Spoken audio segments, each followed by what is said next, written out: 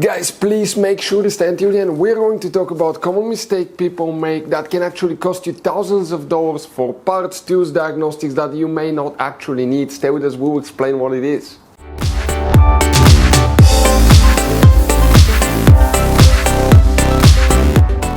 Hey guys, welcome back to Auto Repair guys. Super quick, very helpful video guys for any of you trying to find fuses relays for the brake light switch on Mercedes C-Class generation W205, that generation here, C-Class Mercedes guys. Now please do not waste your money for diagnostics, tools, parts until you watch that video, because it could be quite simple fix. It may not even be a fuse, we'll talk about that. By the way, if you need to buy replacement parts, tools, fuses, relays guys, we'll share that information in the description of the video below. Check it out and you can see where we get most of our tools and supplies from as well. So let's start on it now. Before we start guys, let us tell you a little bit about us. Every single car we get here at the garage, we try to make at least 200 to 300 free repair videos. We take them completely apart, we show you how to fix pretty much anything. Electronics, engines, computers, transmissions. Why we do all that? Because our mission at the garage here is to save you as much money as we can guys. All we need in return, please guys, subscribe to the channel, like the video, that way we can keep making these free videos. Check out our YouTube channels, we have more than 17,000 free repair videos that can save you thousands of dollars in future repairs. So let's go ahead and start on it now.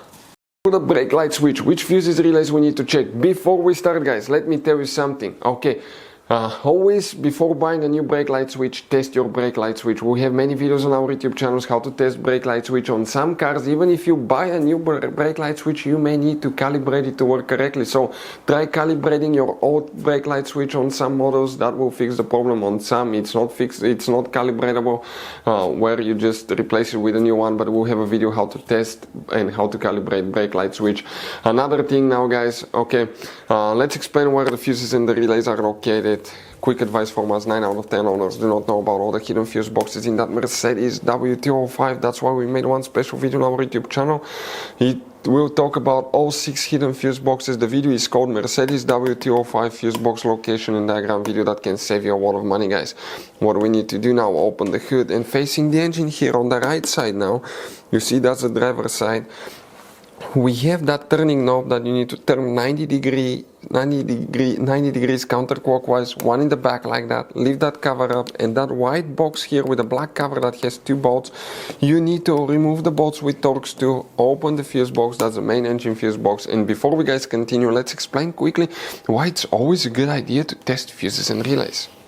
So guys, let us tell you something really quick guys. People make one common mistake. They never test fuses, relays, they look at them and they assume they're good. At that point, they think they have a good fuse or relay and they start replacing modules, computers, parts that can cost you thousands of dollars in repairs guys. Always test your fuses. You have no idea how many cars we fixed for customers that said, oh, I checked the fuse, everything's fine, but I still have a problem. Now, some fuses are super hard to see if they're burnt or not. Some of them will be really easily accessible. You can clearly see them, but there will be fuses that are not see-through, fuses that may look like they're not burned, but they're actually burned. And often, guys, you can actually even test these fuses. Okay, let me show you now without even removing them. But it's very important to know how to test different fuses and relays. And if you want to see how to do that guys, we're going to put that link to a video in the description of the video below, how to test fuse, how to test a relay. Always check that. I want to emphasize that enough because it could be a really simple fix.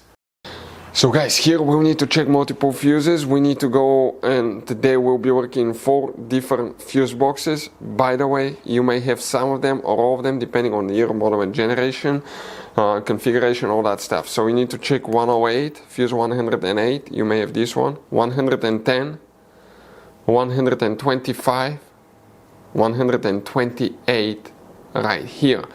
The next thing that you need to do, open the driver door, and when you open the driver door, on the side of the dash you have one cover that you can just pry open, and behind it you have another fuse box. Here specifically you need to check fuse number 200 and 201. Very important fuses right here. Next, you need to go ahead and open the passenger door. When you do that, guys, on the passenger side in the footwell compartment on the A-pillar trim, let me get a better angle so you can see what I'm talking about. Right here, you're going to have one cover.